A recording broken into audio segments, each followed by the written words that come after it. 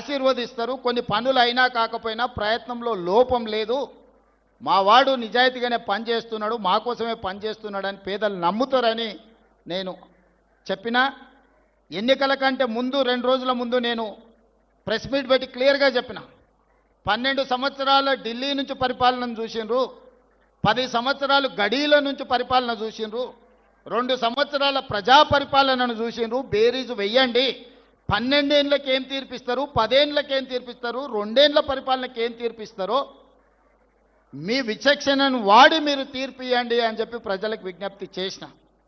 దాని ప్రకారం ఈరోజు 85 నుంచి 90% ఫలితాలు అనుకూలంగా వచ్చినాయి. దీన్ని ఇంకా అభివృద్ధి పదం వైపు నడిపించే బాధ్యత నాకుంది. దీనివల్ల నేను విర్రవీగను. గెలిస్తే ఉప్పొంగడము, ఓడిపోతే కుంగిపోవడం నాకు లేదు. నేను అన్నీ చూసిన, జడ్పీటీసీ నుంచి ముఖ్యమంత్రి వరకు 20 సంవత్సరాలలో అన్ని హోదాలు చూసిన. కానీ ఎప్పుడు కూడా ప్రజలకు దూరంగాలే, పేదవాళ్ళకు వ్యతిరేకమైన నిర్ణయాలు తీసుకోలేదు. రాబోయే 20 సంవత్సరాలు కూడా ఈ పేదల కోసమే పనిచేస్తా, ఈ పేదల సంక్షేమం కోసమే పనిచేస్తా. మా లంబాడ సోదరులకు అందులో ప్రత్యేకమైన భాగస్వామ్యం ఉంటుంది. మా దళితులకు ఇవ్వవలసిన గౌరవం తప్పకుండా ఇస్తాము. ఇక సంత్ సేవాలాల్ మహారాజ్ గురించి మనం గొప్పగా మాట్లాడుకుంటున్నాం, కానీ ఒక్క పుణ్యక్షేత్రం కూడా తెలంగాణ రాష్ట్రంలో లేదు. మనం ఆదిలాబాద్లో నాగోబా జాతర ఉన్నది, ములుగులో మనకు సమ్మక్క సారలమ్మ ఒక పుణ్యక్షేత్రం ఉన్నది. కానీ సంత్ సేవాలాల్ మహారాజ్ కోసము ఒక ప్రత్యేకమైన క్షేత్రం లేదు. అందుకే నల్లమల ప్రాంతానికి లక్షలాది మంది పర్యాటకులు వస్తారు. అక్కడ ఈరోజు మనము సంత్ సేవాలాల్ యొక్క పుణ్యక్షేత్రాన్ని 20 ఎకరాలు ఆల్రెడీ స్థలాన్ని సేకరించినము. ప్రపంచంలోనే ఒక గొప్ప పుణ్యక్షేత్రంగా,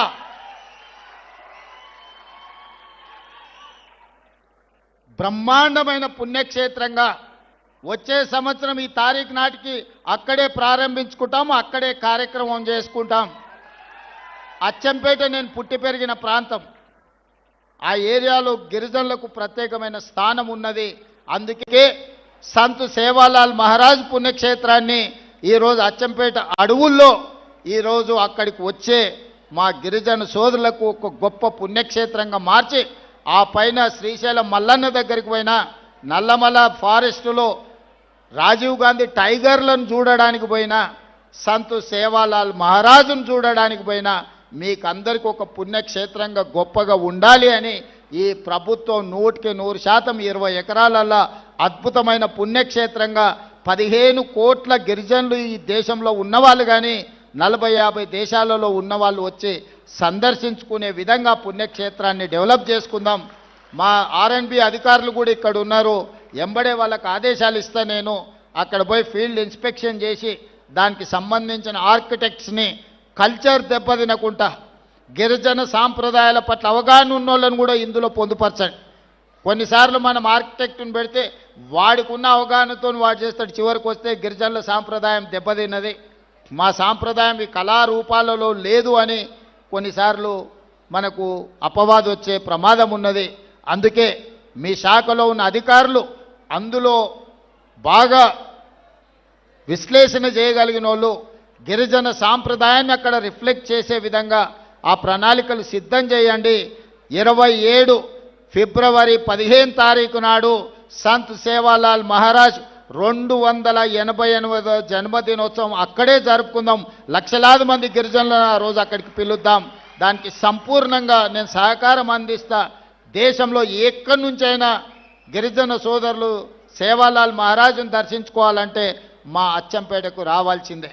నేను పుట్టి పెరిగిన ప్రాంతంలో ఒక గొప్ప పర్యాటక క్షేత్రంగా సంత్ సేవాలాల్ మహారాజు యొక్క పుణ్యక్షేత్రాన్ని నిర్మించాలనుకుంటున్నాం. వేదిక మీద ఉన్న ప్రజాప్రతినిధులే కాదు, ఇక్కడ ఉన్న అధికారులకు కూడా నా విజ్ఞప్తి, మీరు దాన్ని ఒక జాగ్రత్తగా భక్తి శ్రద్ధలతోనే అది నిర్మించుకునే విధంగా పని చేయాల్సిందిగా వచ్చే సంవత్సరం అక్కడనే ఉత్సవాలను జరుపుకుందామని మీకు అందరికీ తెలియజేస్తూ ఇంత అద్భుతమైన కార్యక్రమాన్ని ఏర్పాటు చేసి ఇక్కడికి విచ్చేసిన సోదరులందరికీ మనస్ఫూర్తిగా ధన్యవాదాలు, కృతజ్ఞతలు తెలియజేస్తూ మీ దగ్గర సెలవు తీసుకుంటున్నాను.